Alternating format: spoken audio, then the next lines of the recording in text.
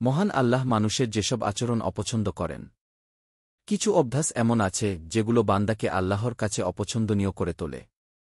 মানুষের নেক আমলকে ক্ষতিগ্রস্ত করে। মানুষকে দুনিয়া আখিরাতে নিন্দিত ও বিপদগ্রস্ত করে। তাই মুমিনের উচিত এসব অভ্যাস থেকে দূরে থাকা। নিম্নে সে অভ্যাসগুলো তুলে ধরা হল। অহংকারী। অহংকারকে আরবি ভাষায় কিবর, ফাখর, খুয়ালা ইত্যাদি বলা হয়, প্রতিটি এক একটি স্তরের অহংকার। মহান আল্লাহ প্রত্যেকটিই নিষিদ্ধ করেছেন। কিবর, অহংকার মানে হল নিজেকে বড় মনে করা, অন্যদের তুলনায় নিজেকে শ্রেষ্ঠ ভাবা। কিবরের ব্যাপারে মহান আল্লাহ বলেছেন, নিশ্চয়ই তিনি, আল্লাহ, অহংকারীদের পছন্দ করেন না। সূরা নাহাল আয়াত ২-৩। ফাখর, গর্ব মানে হল বাহ্যিক বিষয় যেমন সম্পদ, বংশমর্যাদা ইত্যাদি নিয়ে আত্মপ্রদর্শন। এ ব্যাপারে মহান আল্লাহ বলেছেন, আর তুমি মানুষের দিক থেকে তোমার মুখ ফিরিয়ে নিও না। আর জমিনে দম্ভভরে চলাফেরা করো না, নিশ্চয় আল্লাহ কোনো দাম্ভিক, অহংকারীকে পছন্দ করেন না। সূরা লুকমান আয়াত ১-৮। খুয়ালা মানে হল এমন আত্মপ্রশংসা যা নিজের চোখে মিথ্যা মহত্বের কল্পনা তৈরি করে। হাদিস শরীফে ইরশাদ হয়েছে, আবু হুরায়রা রাদিয়াল্লাহু আনহু থেকে বর্ণিত, রাসূলুল্লাহ সাল্লাল্লাহু আলাইহি ওয়াসাল্লাম বলেছেন, ৪ ব্যক্তিকে মহান মহিয়ান আল্লাহ তাআলা অপছন্দ করেন, অধিক হারে শপথকারী বিক্রেতা, অহংকারী গরিব, বৃদ্ধ ব্যভিচারী এবং অত্যাচারী শাসক। নাসাই হাদিস ২৫৭৬। গরিব হওয়া সত্ত্বেও অহংকার করা সবচেয়ে ঘৃণিত, কারণ তার কাছে তো অহংকারের কোনো উপকরণই নেই।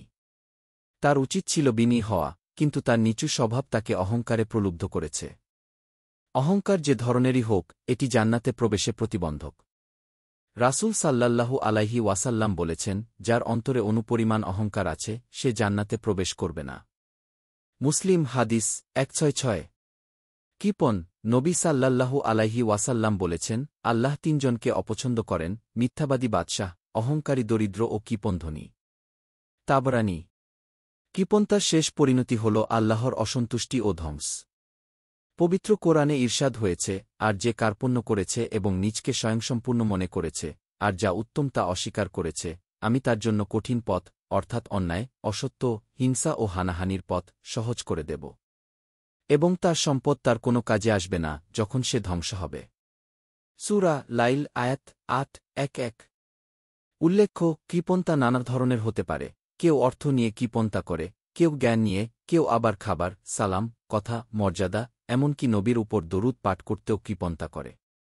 অশ্লীলতা ও কুরুচিপূর্ণ আচরণকারী। ফাহিশাহ বা অশ্লীলতা বলতে বোঝায় যে কথা বা কাজ অত্যন্ত কুইস্ত ও ঘৃণ্য। এটি সুস্থ মস্তিষ্কে চিন্তা করলে যা অস্বাভাবিক ও অগ্রহণযোগ্য। মহান আল্লাহ তার বান্দাদের জন্য অশ্লীলতা নিষিদ্ধ করেছেন। পবিত্র কোরআনে ইরশাদ হয়েছে, নিশ্চয়ই যারা এটা পছন্দ করে যে মুমিনদের মধ্যে অশ্লীলতা ছড়িয়ে পড়ুক, তাদের জন্য দুনিয়া ও আখিরাতে রয়েছে যন্ত্রণাদায়ক শাস্তি। আর আল্লাহ জানেন এবং তোমরা জান না। সূরা নূর আয়াত ১-৯।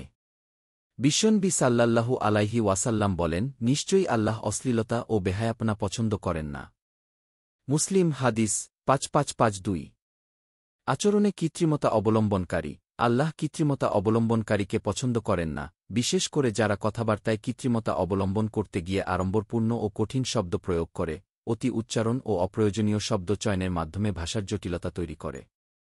আব্দুল্লাহ ইবনে আমর রাদিয়াল্লাহু আনহু থেকে বর্ণিত, তিনি বলেন, রাসূলুল্লাহ সাল্লাল্লাহু আলাইহি ওয়াসাল্লাম বলেছেন, নিশ্চয়ই আল্লাহ সেসব লোককে ঘৃণা করে, যারা বাক্যুত্ব প্রদর্শনের জন্য জিহ্বাকে দাঁতের সঙ্গে লাগিয়ে বিকট শব্দ করে, গরু তার জিহ্বা নেড়ে যেমন করে থাকে। আবু দাউদ হাদিস ৫০০৫। মহান আল্লাহ আমাদের এসব অভ্যাস থেকে হেফাজত করুন। অতীতের ভুলগুলো ক্ষমা করুন। আমিন। দিন প্রচারের উদ্দেশ্যে ভিডিওটি শেয়ার করুন। লাইক, কমেন্ট, ফলো এবং চ্যানেলটি সাবস্ক্রাইব করে পাশে থাকবেন। জাযাকাল্লাহ খৈরান।